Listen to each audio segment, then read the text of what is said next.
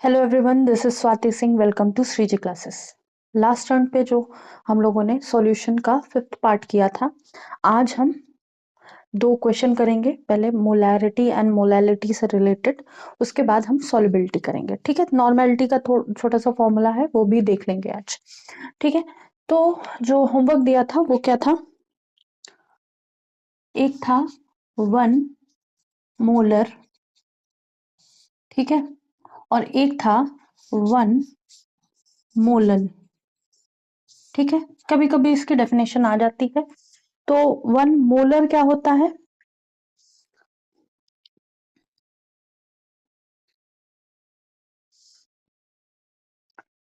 When a solution, कोई ऐसा solution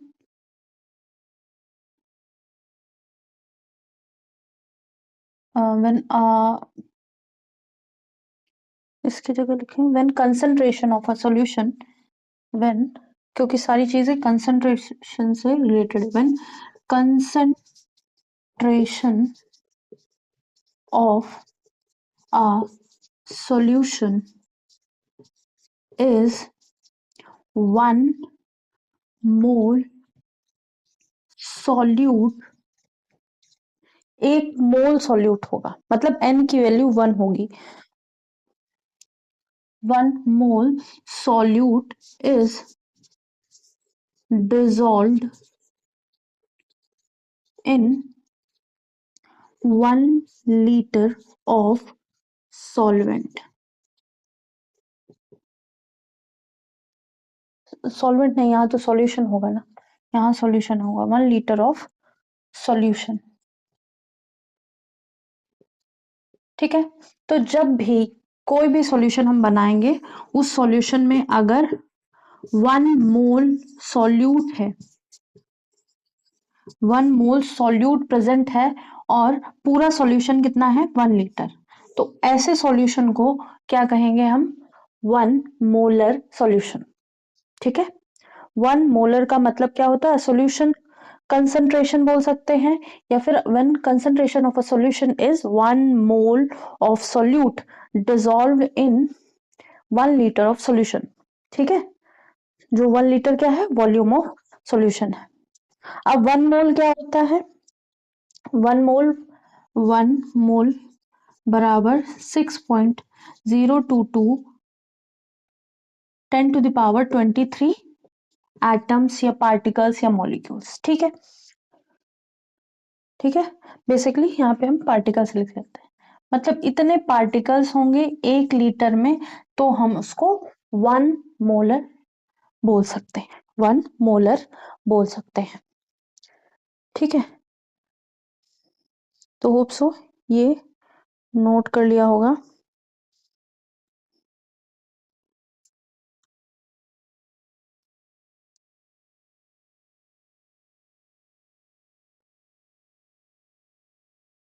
next जो है वो है 1 मोलल। ठीक है, नेक्स्ट हमारा 1 मोलल। 1 मोलल क्या होगा?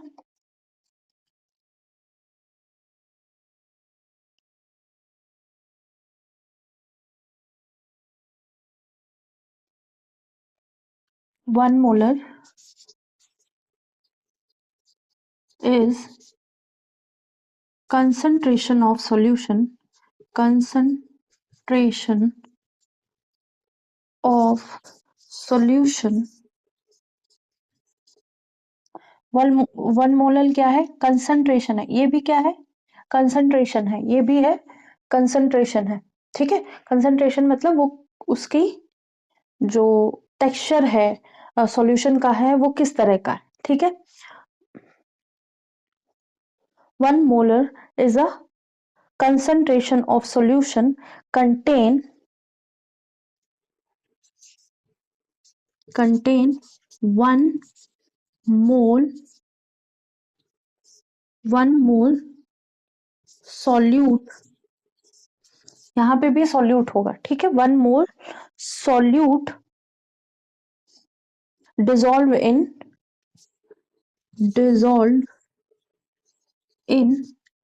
1 kg। अब 1 kg यहाँ पे क्या होगा, यहाँ पे होगा सॉल्वेंट, ठीक है, 1 kg ऑफ सॉल्वेंट, ऊपर वाले में सॉल्यूशन था, तो 1 मोलर सॉल्यूट यहाँ भी होगा, 1 मोल सॉल्यूट यहाँ भी होगा, ठीक है। यहाँ पे क्या है, 1 लीटर सॉल्यूशन है, पूरा सॉल्यूशन ही हमारा 1 लीटर है, और यहाँ पे क्या है, हमारा सॉल्वेंट 1 kg है। तो ऑप्शन 1 मोलर एंड 1 मोलर में आपको डिफरेंस समझ में आया होगा।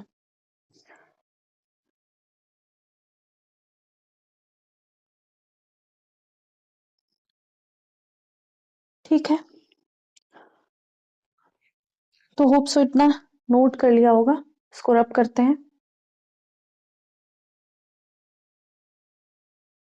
तो ये रहा क्वेश्चन हमारा, कैलकुलेट द मोलैरिटी, हमें क्या करना है, मोलैरिटी फाइंड आउट करना है, ठीक है। पहला ये हमें पता चल जाएगा, मोलैरिटी मतलब कैपिटल एम, किसका, कोई सॉल्यूशन है जिसमें 5 ग्राम NaOH है, 5 ग्राम NaOH है, 450 ml सॉल्यूशन है। तो अगर आपने यहाँ ध्यान नहीं दिया कि मोलैरिटी लिखा है कि मोलैरिटी गिवन है, तो सेकंड हिंट ये है सॉल्यूशन, जब सॉल्यूशन की बात करेगा तो हमेशा मोलैरिटी आ रहा होगा, ठीक है। जब सॉल्यूशन की बात करेगा तो हमेशा मोलैरिटी आ रहा होगा, ठीक है। तो हमारा ये क्वेश्चन है, हमें मोलैरिटी फाइंड आउट करना है। तो मोलैरिटी फाइंड आउट करने के लिए हमें क्या चाहिए, capital M is equal to number of moles upon volume in litre, ठीक है। हमारे पास वॉल्यूम लीटर में नहीं है, हमारे पास मोल्स की वैल्यू भी नहीं है, तो हम दोनों को फाइंड आउट करेंगे, given mass of solute upon molar mass of solute into, क्योंकि हमारा जो वॉल्यूम है सॉल्यूशन का वो लीटर में नहीं है, 1000 से multiply divided by volume in ml, ठीक है। तो मास गिवन है, कितना है, 5 ग्राम है। मोलर मास, सोडियम का एटॉमिक मास कितना होता है, सोडियम का एटॉमिक मास 23 के आसपास होता है, ठीक है। तो इसका हम लिख देते हैं 23, ये होता है 16 और ये होता है 1, तो ऑलमोस्ट ये करेंगे तो 40 के आसपास आ जाएगा।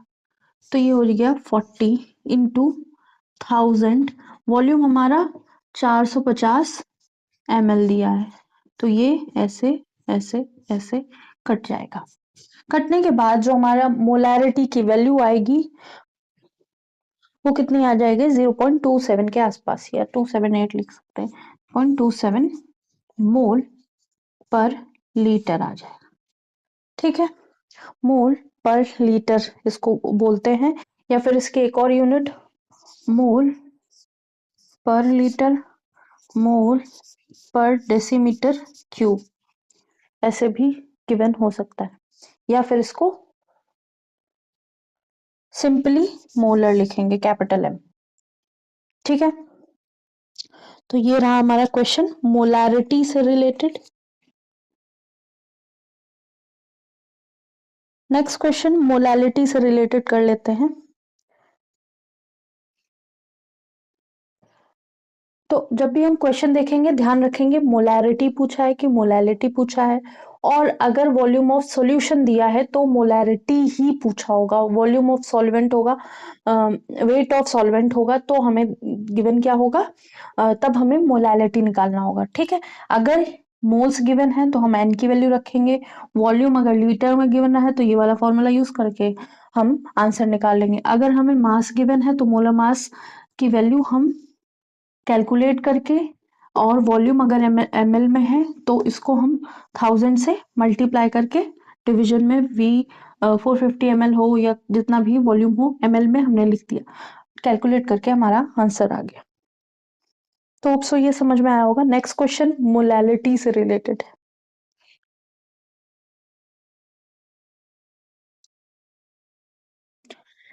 नेक्स्ट क्वेश्चन है हमारा कैलकुलेट मोलैलिटी, हमें स्मॉल m कैलकुलेट करना है, 2.5 ग्राम इथेनोइक एसिड है। पहली चीज जो हमें ध्यान रखनी है कि जो भी एसिड जो भी कंपाउंड हमें गिवन है उसका हमें फॉर्मूला पता होना चाहिए। तो ये इथेनोइक एसिड क्या है? CH3COOH।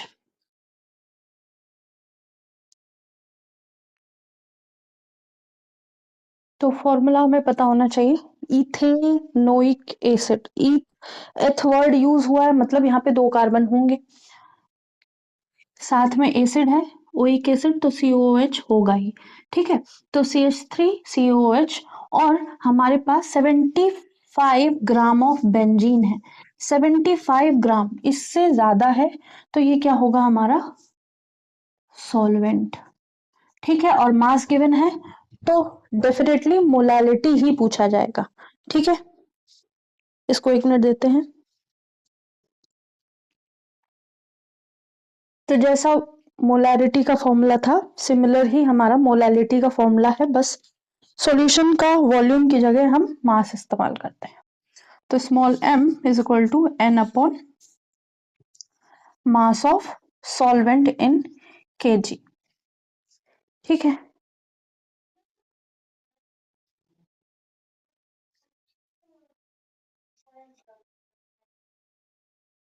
ठीक है। तो molality moles of ethanoic acid upon ये, तो मोल्स तो हमें गिवन नहीं है, मोल्स गिवन नहीं है तो क्या होगा? मास of solvent upon molar mass of solvent into, और ये हमारा ग्राम में गिवन है, ग्राम में है तो 1000 से मल्टीप्लाई करेंगे और डिवाइड कर देंगे किससे? मास ऑफ सॉल्वेंट। ठीक है, तो मास कितना है? 2.5। किसका? इथेनोइक एसिड का। और मोलर मास कितना है इथेनोइक एसिड? मतलब इसमें दो कार्बन है, दो कार्बन मतलब 12 इंटू टू, प्लस दो ऑक्सीजन है 16 इंटू टू, प्लस चार हाइड्रोजन है 4 इंटू वन। कितना हो जाए? 24 प्लस 32 प्लस 4, ये क्या हो गया? 60।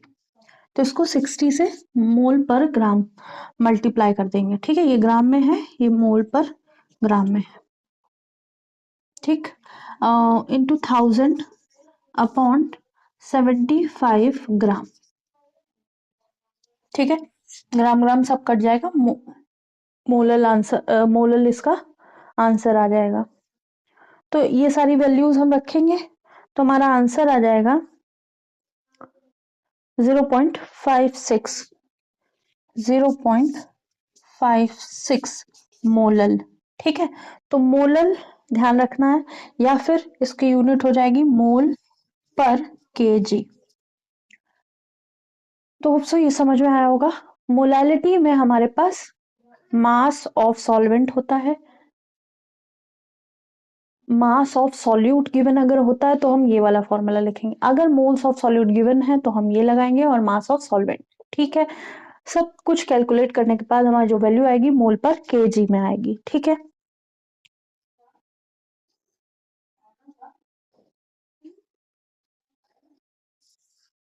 अब हम दो चार और फॉर्मूले देख लेते हैं, जिसमें एक हमारा ग्राम इक्विवेलेंट है, नॉर्मेलिटी है। ठीक है, इन फॉर्मूला को हम देख लेंगे, तो इसको नोट कर लीजिए, इसको रब करते हैं।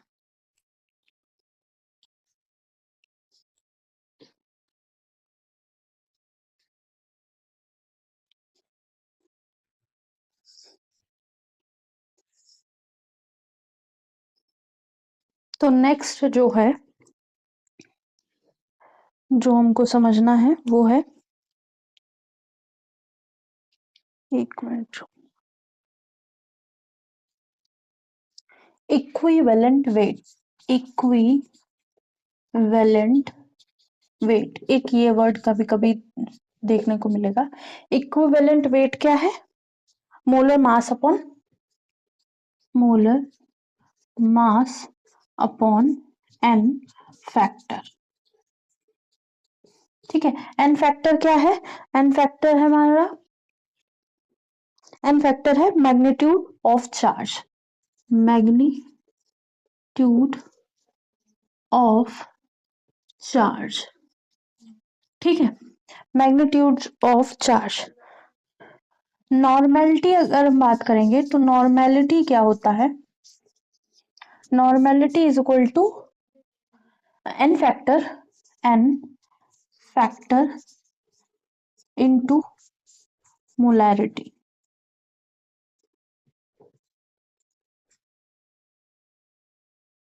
ठीक है, मोलैरिटी।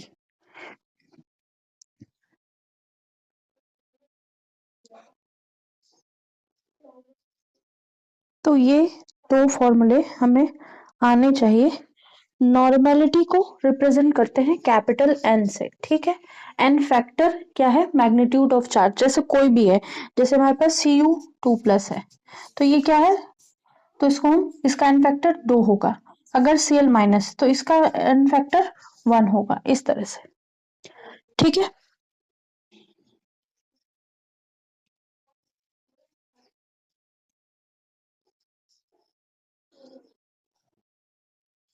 एक ग्राम इक्विवेलेंट होता है, ये तो इक्विवेलेंट वेट है, एक ग्राम इक्विवेलेंट देखने को मिलेगा। ग्राम इक्विवेलेंट, ग्राम इक्विवेलेंट क्या है, ग्राम इक्विवेलेंट है, या फिर इसको इक्विवेलेंट बोल देंगे, इक्विवेलेंट। ठीक है, ग्राम इक्विवेलेंट या फिर इक्विवेलेंट बोल देंगे। वो किसके बराबर होता है, moles into n factor, number of moles into n factor. जितने भी नंबर ऑफ मोल्स होंगे उसका मल्टीप्लाई कर देंगे किसमें, एन फैक्टर में। और यहाँ इक्विवेलेंट वेट में क्या है, molar mass upon n factor.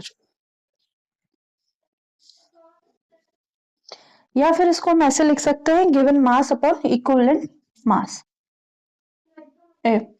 Given mass upon equivalent weight, इसको ऐसे भी हम लिख सकते हैं। ठीक है, तो इसको हम इस फॉर्म में कन्वर्ट कर सकते हैं। देखो, इक्विवेलेंट वेट लिखेंगे तो क्या लिखेंगे, molar mass by n factor. N factor इसके डिनोमिनेटर में होगा। अब यहां से ये ऊपर चला जाएगा तो एन फैक्टर इधर आ जाएगा। अब given mass, mass by molar mass करेंगे तो वो मोल्स के बराबर हो जाएंगे। तो ये कुछ फॉर्मूले हैं जो आपको आने चाहिए। नेक्स्ट हम स्टार्ट करते हैं सॉल्युबिलिटी। ठीक है,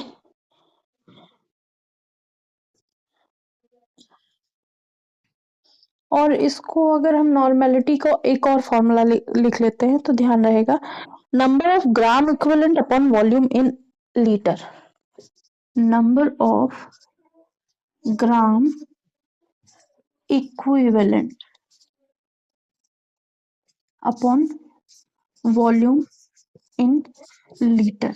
ठीक है, लीटर की जगह ml कर देंगे तो यहाँ पे 100,000 से मल्टीप्लाई कर। तो ये सारे फॉर्मूले एक दूसरे से को रिलेटेड है, इंटर रिलेटेड है, तो हमें ये ध्यान रखना है। अब हम बात करेंगे सॉल्युबिलिटी की। ठीक है, कुछ क्वेश्चंस हैं जो जितना भी मोलैरिटी मोलैलिटी ये सब हम लोगों ने किया है उससे रिलेटेड, वो हम नेक्स्ट क्लास में करेंगे। अभी हम सॉल्युबिलिटी स्टार्ट कर देते हैं, नया टॉपिक है थोड़ा सा। तो सो इतना समझ में आया होगा, रब करते हैं।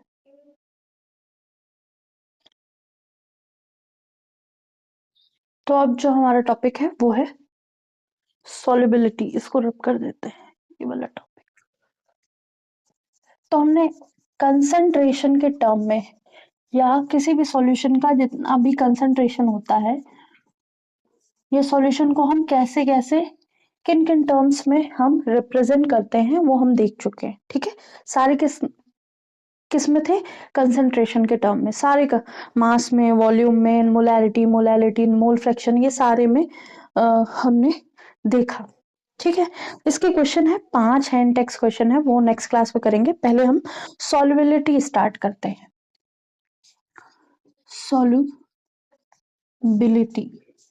सॉल्युबिलिटी का मतलब है कोई भी चीज घुलनशील कितनी है। ठीक है, या घुलती कितना घुल सकती, कोई भी सब्सटेंस किस में, जो हमारा सॉल्वेंट है उसमें कोई भी सब्सटेंस कितना घुलेगा एक पर्टिकुलर टेम्परेचर पे और एक स्पेसिफिक एटमॉस्फेरिक प्रेशर पे। उसी को सॉल्युबिलिटी कह देंगे, ठीक है। तो बल्कि टेम्परेचर ज्यादा स्पेसिफिक लिया जाता है, एटमॉस्फेयर तो लगभग रूम टेम्परेचर ही माना जाता है। तो ये क्या है, solubility of a substance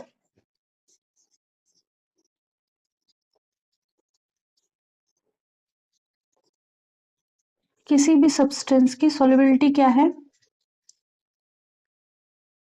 is its maximum amount, is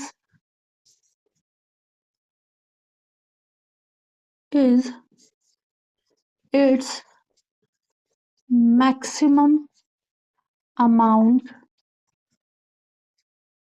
dissolved in,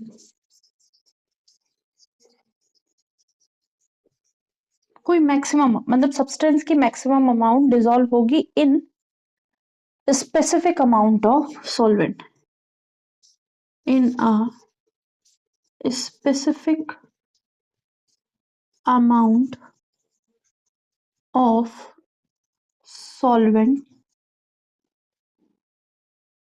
at specific temperature, ठीक है।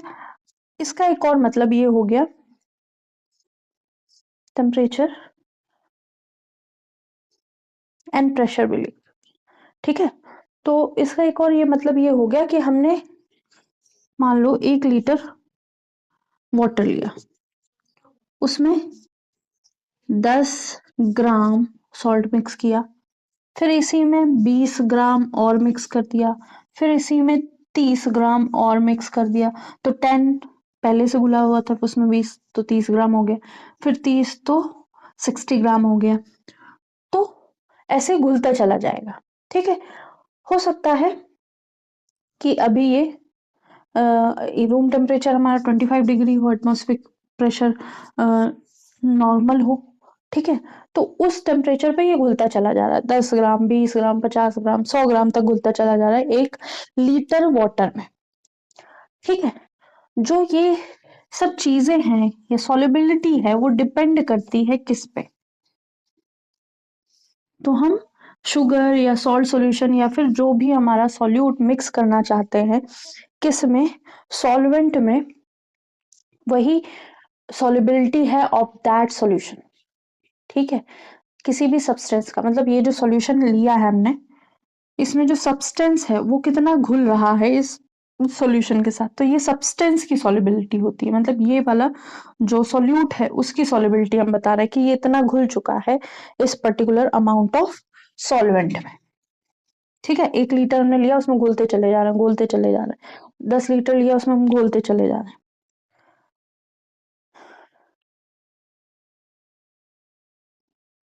ठीक है। तो फैक्टर्स क्या हैं, factors affecting solubility, factors affecting solubility, solubility जब देख रहे होंगे तो इसमें कुछ फैक्टर होते हैं कि किस पे हमारी solubility डिपेंड करेगी, nature of solute and solvent, किस तरह का हमारा सॉल्यूट है, किस तरह का हमारा सॉल्वेंट है, ठीक है। तो लाइक डिसॉल्व्स लाइक, ये आपको ध्यान रखना है, लाइक डिसॉल्व्स लाइक, मतलब कहने का मतलब कि हम इथेनॉल को वाटर में मिक्स कर दे रहे हैं, ठीक है। तो ये जिस तरह का ये है उस तरह का ये भी है, लेकिन अगर हम वाटर को बेंजीन में मिक्स करें तो वो नहीं मिक्स होगा, ठीक है। तो क्या है, अगर पोलर सॉल्वेंट है तो पोलर के साथ मिक्स होगा सॉल्यूट के साथ, अगर पोलर है तो दोनों पोलर होने चाहिए, एक नॉन पोलर है तो दोनों नॉन पोलर होने चाहिए, तभी अच्छे से मिक्स होंगे, ठीक है। सैंड को हम वाटर में नहीं मिक्स कर सकते, ठीक है। तो नेचर ऑफ हमारा सॉल्यूट क्या है, सॉल्वेंट क्या है, इस पे डिपेंड करता है हमारे सॉल्युबिलिटी। सेकंड, टेम्परेचर क्या होगा, टेम्परेचर पे डिपेंड करेगी, टेम्परेचर हमारा क्या होगा है, मतलब अगर टेम्परेचर बहुत ज्यादा है, ठीक है, तो एंडोथर्मिक रिएक्शन होगी, जो हमारी रिएक्शन मतलब ये सारी चीजें रिएक्शन के पर्पज से ही तो बात कर रहे हैं हम लोग। अगर टेम्परेचर बहुत कम है तो एक्सोथर्मिक होगी, मतलब अपने से टेम्परेचर को निकाल रही हो, जो भी रिएक्शन टेम्परेचर को निकाल रही है वो एक्सोथर्मिक होगी, और जो अपने अंदर बहुत ज्यादा हीट ले रही है वो एंडोथर्मिक होगी। ठीक है, तो यहाँ पे टेम्परेचर पे भी हमारी सॉल्युबिलिटी डिपेंड करती है और प्रेशर पे भी डिपेंड करती है।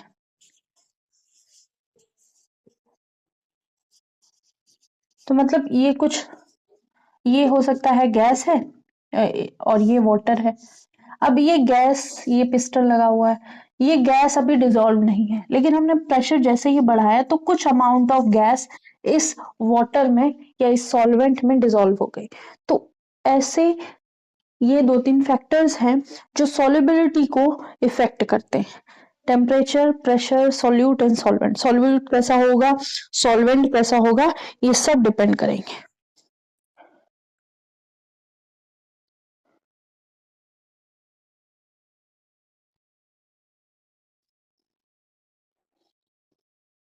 ठीक है, कोई गैस अगर लिक्विड में मिक्स कर रहे हैं तो कैसे मिक्स करेंगे।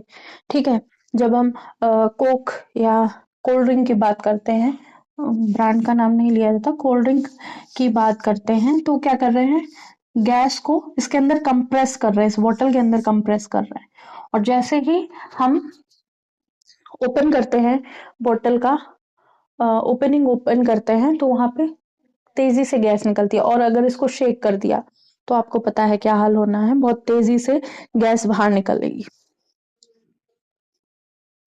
तो ये सारे फैक्टर्स सॉलिड, लिक्विड, गैस सब में इफेक्ट करेंगे। ठीक है, तो पहली हेडिंग जो होगी नेक्स्ट क्लास की, वो पहले तो वो 5 क्वेश्चन होंगे इन टेक्स्ट के, उसके बाद solubility of solid in liquid होगी। ठीक है, अभी जो सॉल्युबिलिटी है केवल उसकी डेफिनेशन हुई है, उसके बाद जो नेचर ऑफ सॉल्यूट और सॉल्वेंट कैसा होगा, मतलब जिस तरह का सॉल्यूट है मतलब अगर ये कह लें कि सॉल्यूट क्या कर रहा है, हाइड्रोजन बॉन्ड बना सकता है। ठीक है, सॉल्वेंट में भी ऐसा ही नेचर है, तो वो आपस में बहुत अच्छे से बॉन्ड बना रहे होंगे। ठीक है, लेकिन ऐसा कोई सब्सटेंस आ जाए, जैसे वाटर है, वाटर को हमने कैरोसिन में मिक्स कर दिया, वाटर को हमने ऑयल में मिक्स किया, तो बहुत अच्छे से मिक्स नहीं हो रहा, और अगर मिक्स भी हुआ तो वो इस तरह से ड्रॉपलेट ड्रॉपलेट अलग अलग दिख रही, इमल्शन जैसा बन जाएगा। ठीक है, तो जब लाइक करेंगे, मतलब जिस तरह के हैं लोग उसी तरह के लोगों के साथ रहना पसंद करें। ठीक है, और इसलिए बहुत सारी चीजें सोसाइटी में भी आप देखते होंगे कि एक तरह के जैसे हम हैं वैसे हम चाहते हैं दूसरा भी हमारी तरह बिहेव करे। ठीक है, वो नेचर में रह के पॉसिबल नहीं है। ठीक है, जंगल का नियम क्या है, तो जंगल और सोसाइटी के नियम अलग अलग हैं। जंगल क्या है, नेचर है, नेचर का नियम क्या है, जैसे हम हैं जरूरी नहीं वैसा दूसरा हो। ठीक है, लेकिन सबको अपना अपना स्पेस मिला हुआ है। सोसाइटी का नियम क्या है कि कि जैसे हम हैं वैसा हम सबको बनाना चाहते हैं, मतलब एक तरह से जो यूनिकनेस है सबकी वो खत्म करना चाहते हैं, हर चीज एक जैसी बनाना, एक लेवल में लाना चाहते हैं। ठीक है, तो उस चक्कर में बहुत सारी चीजें डिस्ट्रॉय भी होती हैं, बहुत सारी चीजें अच्छी भी हो जाती हैं। ठीक है, बहुत सारी चीजें जैसे अब जैसे अच्छी चीज में जैसे हम एजुकेशन लेवल बढ़ाना चाहते हैं, केरल में अच्छा खासा 99% या 100% कह सकते हैं पढ़े लिखे लोग हैं। ठीक है, जैसे नॉर्थ बढ़ते जाएंगे कम होता चला जाएगा। तो अगर एजुकेशन के मामले में कहा जाए तो यूनिफॉर्मिटी या जो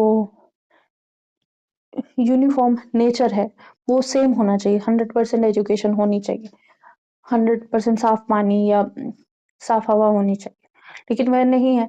तो हर जगह चेंजेस देखने को मिले, जहाँ फैक्ट्रीज है वहां इतना अच्छा एटमॉस्फेयर नहीं है, जहाँ जंगल है बहुत अच्छा एटमॉस्फेयर है, तो ऐसी चीजें देखी जाती है। ठीक है, तो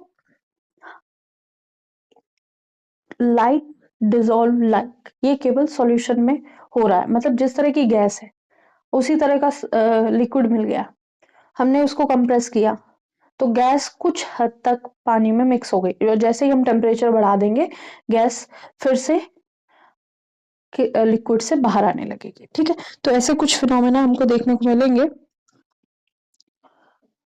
टेम्परेचर के रिस्पेक्ट में। और सबसे ज्यादा जो गैस और लिक्विड का हमें देखने मिलेगा, सबसे इंपॉर्टेंट होगा हेनरीज लॉ। ठीक है, तो अब सो इतना समझ में आया होगा। नेक्स्ट क्लास में हम 5 क्वेश्चन करेंगे, फिर इसके सारे फैक्टर्स जो इफेक्ट कर रहे हैं सॉल्युबिलिटी को, और सैचुरेटेड सॉल्यूशन, अनसैचुरेटेड सॉल्यूशन सारे। होप सो आज की क्लास समझ में आई होगी। आज के लिए इतना ही। लाइक कीजिएगा, सब्सक्राइब कीजिएगा, शेयर कीजिएगा, बताइएगा क्लासेस कैसी लग रही हैं। Thank you.